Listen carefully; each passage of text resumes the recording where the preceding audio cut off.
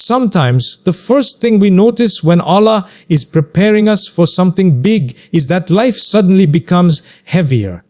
The tests seem to pile up, things start going wrong, doors close, people misunderstand you, plans fall apart, and you wonder, if Allah loves me, why is this happening? Shouldn't the blessing come with ease?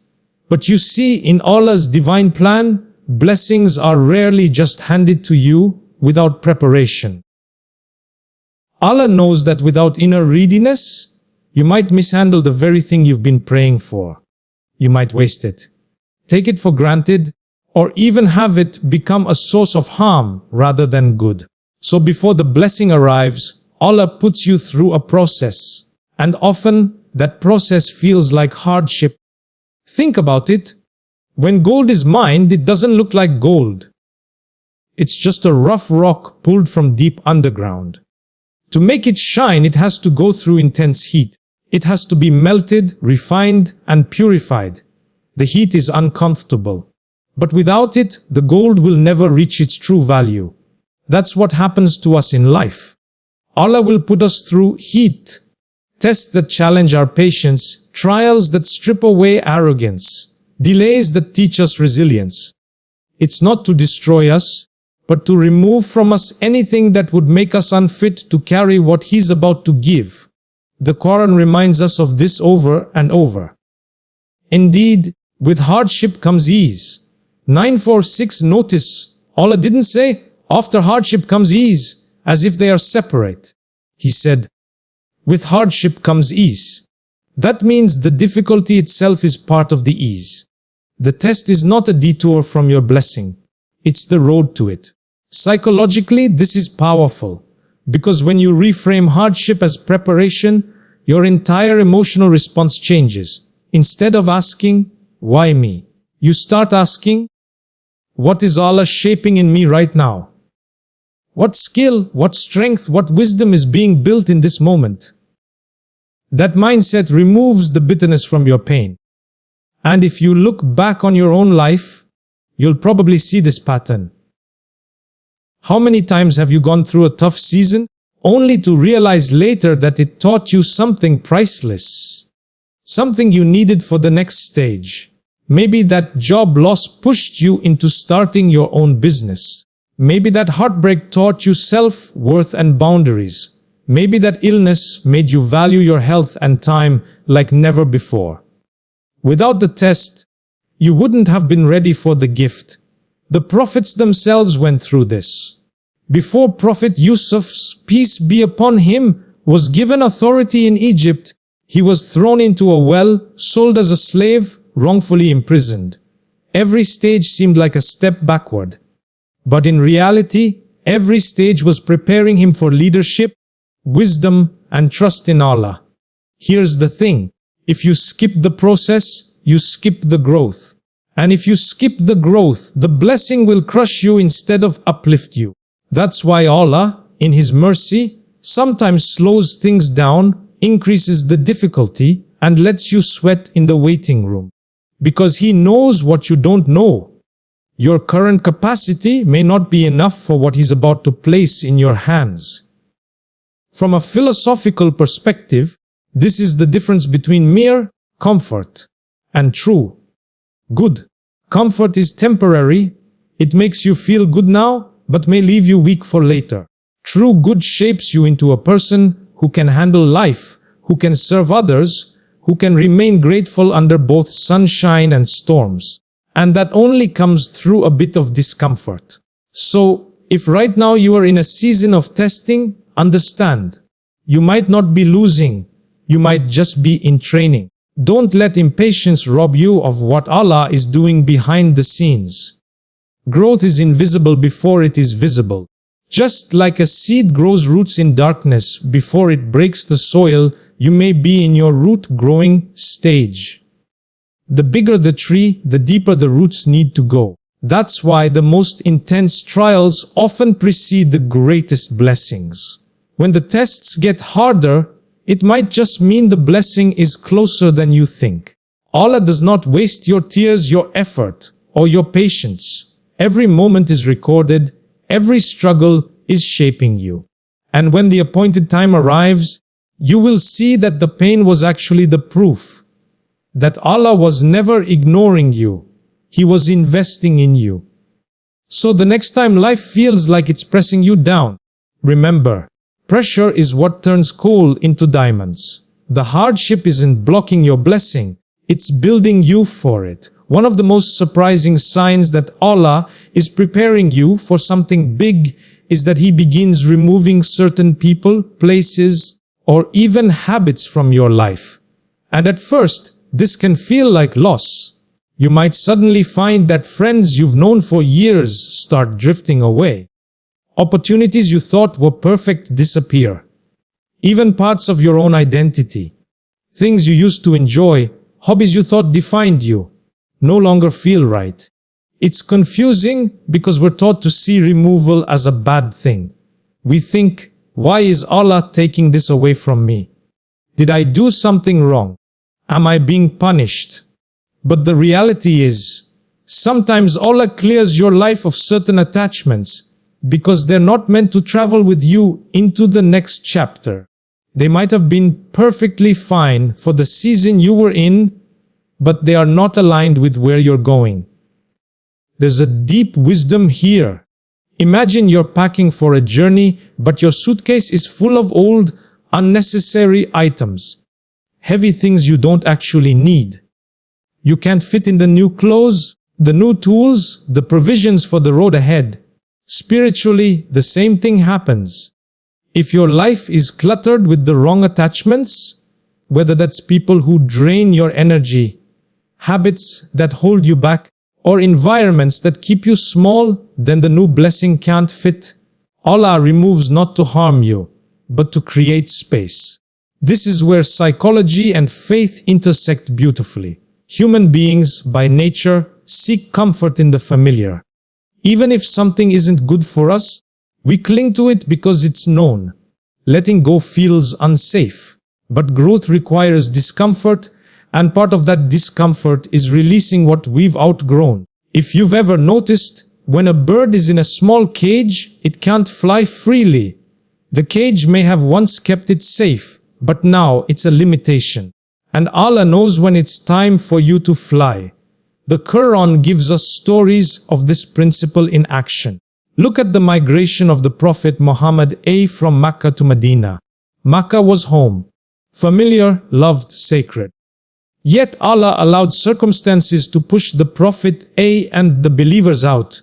That separation was painful, but it was also the gateway to building the Muslim community, establishing leadership, and receiving further revelation. Without that removal, the next phase of the mission could not have happened.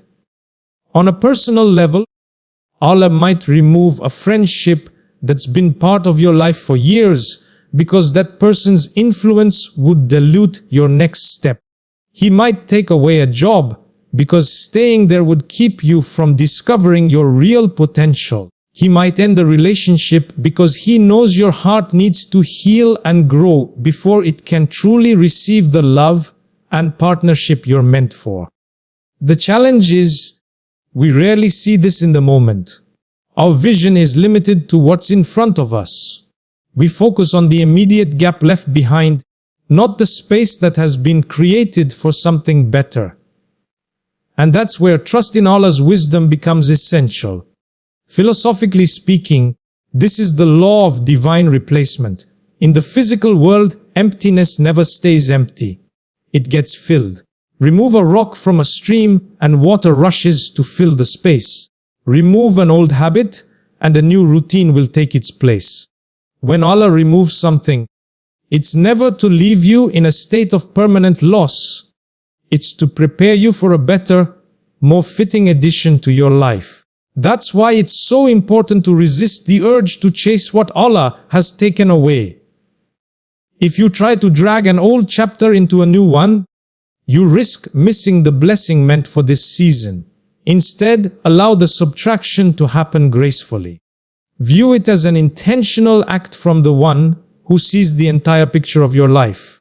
And here's a comforting thought. Sometimes Allah removes things because He's heard conversations you didn't hear, seen events you didn't see, and knows outcomes you can't yet imagine. He's not just protecting your future blessing. He's protecting you from unseen harm. That person you think you've lost might have been the very reason your next step would fail. That opportunity you missed might have been a hidden trap. When you understand this, your heart learns to loosen its grip on what's gone. You stop asking, "Why did this leave?" and start asking, "What is Allah making room for?" This shift transforms pain into anticipation. Instead of mourning what's gone, you begin preparing for what's coming. So, if you're in a season where people are leaving, opportunities are closing, and parts of your old self no longer fit, don't panic. This is not the end. This is Allah cleaning up your life's path so that when the blessing arrives, it doesn't have to fight for space. Sometimes, the clearest sign that Allah is about to give you something biggie is that He first takes away what you thought you needed.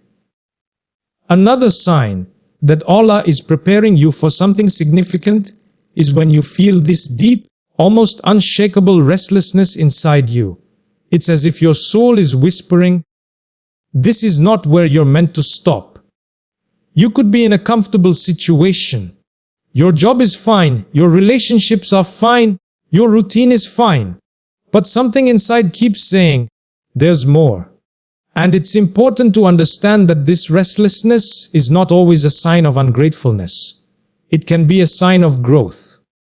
Sometimes, Allah plants that discomfort in your heart because if you felt completely satisfied with where you are, you would never move forward. Psychologically, human beings are wired to seek equilibrium. We like things to feel stable, but stability, when prolonged without growth, becomes stagnation. And stagnation over time begins to feel like suffocation. That's why Allah stirs your heart, disrupting your inner peace, not to harm you, but to awaken you. It's like an alarm clock for the soul. Think of a seed buried in the soil. If it were content to stay underground, it would never push through the dirt. But the seed feels that it is made for more. That pressure inside forces it to break open, to rise toward the sunlight. The breaking is uncomfortable, but it's necessary for the plant to fulfill its purpose. Similarly, that restlessness you feel may be the breaking point before your breakthrough. Sometimes, this inner unease is paired with a sudden lack of interest in things you used to enjoy. Not because those things are bad, but because they no longer match the person you're becoming. You might find it harder to tolerate meaningless conversations, toxic environments, or activities that waste time. That's not you becoming boring. That's you shifting into a new stage of life where your priorities are realigning with your purpose. And here's where philosophy meets spirituality. Purpose is not static. You have phases in life. The purpose you served 5 years ago may not be the same as the one Allah is calling you to now. And that means the things that once felt right may start to feel wrong. The restlessness is Allah's way of calling you to reassess, to move, to adapt. One of the biggest mistakes people make when they feel this way is to ignore it, to force themselves back into the old mold because change feels risky. But ignoring the call of your soul is like ignoring a warning light on your dashboard. Eventually, it will cost you more than if you had responded immediately. This is why in the Quran, we are constantly reminded to reflect, to ponder, to think. Do they not reflect upon themselves? See 36:8. That reflection often begins in moments of discomfort, when you realize that what once fit you no longer does. And let's be honest, this restlessness is not always comfortable to live with. You might feel misunderstood when you start making changes. People might say, "Why are you leaving this job? It's secure." Or, "Why are you distancing yourself from that group? They've always been your friends." They might not understand that what feels like a loss on the outside is actually your soul moving toward alignment on the inside. There's a beautiful pattern here. Before Allah elevates you, He stirs you. Before He shifts your external circumstances, He shifts your heart. The inner shift comes first because without it, you wouldn't recognize or value the opportunity when it arrives. You'd still be clinging to the old while the new is knocking at your door. From a psychological perspective, restlessness is a form of cognitive dissonance, the mental discomfort of holding on to something that no longer matches your beliefs, goals, or identity. And from a spiritual perspective, that dissonance is a divine signal saying it's time to move. So when you feel it, don't suppress it. Explore it. Ask yourself, what part of my life feels too small for who I'm becoming? Where is Allah nudging me to grow, to let go, to step out of my comfort zone? And remember, comfort zones are not meant to be permanent homes. They're meant to be resting points between seasons of growth. If you build a house there, you'll miss the land Allah prepared for you further down the path. So the next time you feel that deep inner restlessness, don't fear it. Recognize it as a sign that Allah is aligning your heart with your future blessing. The unease is not punishment, it's preparation. Sometimes, the strongest evidence that your life is about to change is that you can no longer stand staying the same. Another sign that Allah is preparing you for something big is when guidance starts showing up in your life in ways that are hard to ignore. It might be a verse from the Quran that you keep encountering in different places. During Salah, in a lecture, on your social media feed, or perhaps you hear the same advice from multiple, completely unrelated people. Sometimes it's a khutbah topic that addresses exactly what you've been thinking about in private. You might call it coincidence, but deep down you know it's more than that. This is one of the ways Allah speaks to us, not with a direct voice, but through reminders, signs, and patterns that keep pointing you in a certain direction. The Quran says, "Indeed, in that are signs for those who reflect." So 3D9Z42. The signs are there for everyone, but only those who pause to reflect will connect the dots. Psychologically, we know that when the mind is searching for meaning, it starts to pick up on repeated cues. Spiritually, we understand that Allah is the one placing those cues in our path. This is not about superstition or over-interpreting random events. It's about recognizing divine nudges that draw your attention toward truth, patience, or a particular choice you need to make. Sometimes this guidance comes at moments when you're on the verge of making a decision, especially one that could change your life. You may have been praying istikhara, asking Allah to guide you, and then suddenly everything you read, hear, or notice seems to revolve around that matter.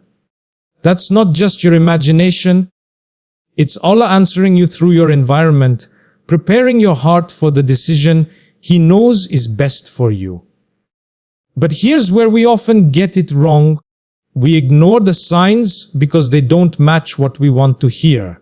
If the repeated reminder is telling us to be patient, but we want things immediately, we dismiss it. If the sign is pointing us away from something we desire, we label it as irrelevant.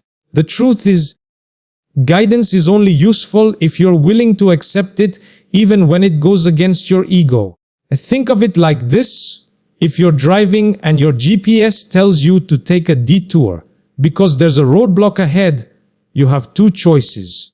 You can follow the detour and trust it's for your benefit, or you can insist on going the way you planned, only to end up stuck in traffic or facing danger. The signs Allah sends are like that GPS. You can ignore them, but you'll bear the consequences. Philosophically, this is the mercy of Allah in action. He doesn't just throw you into a blessing without giving you direction on how to reach it. He paves the way with subtle instructions, if only you're paying attention. And here's the amazing thing, the bigger the blessing He's preparing you for, the more intense and frequent these signs become.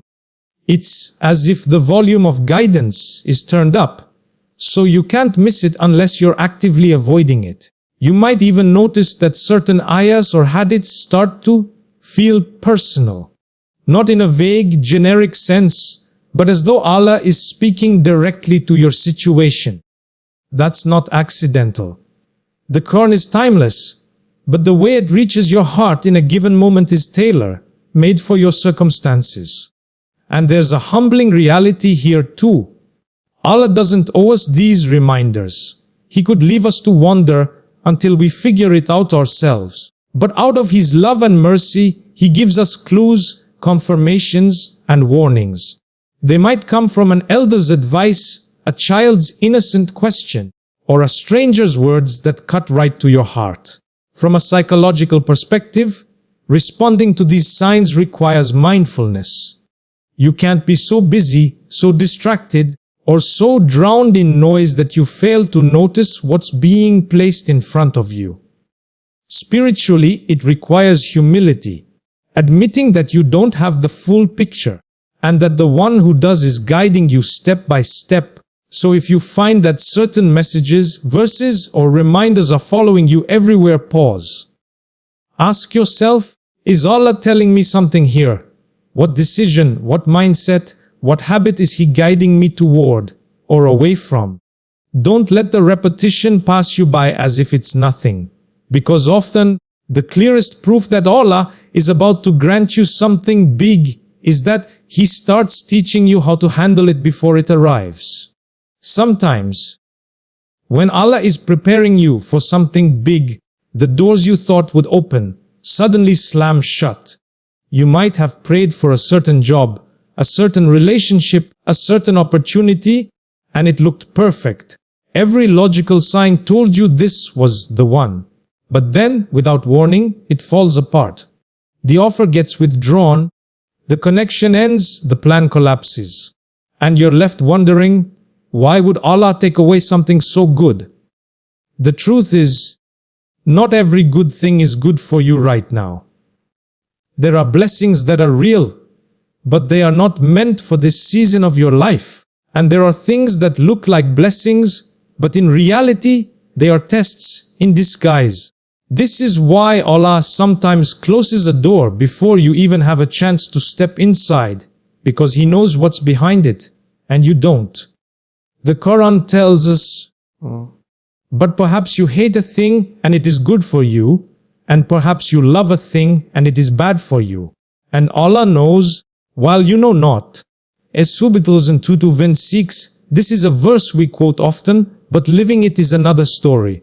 It takes deep trust to accept that what you see as loss is actually protection.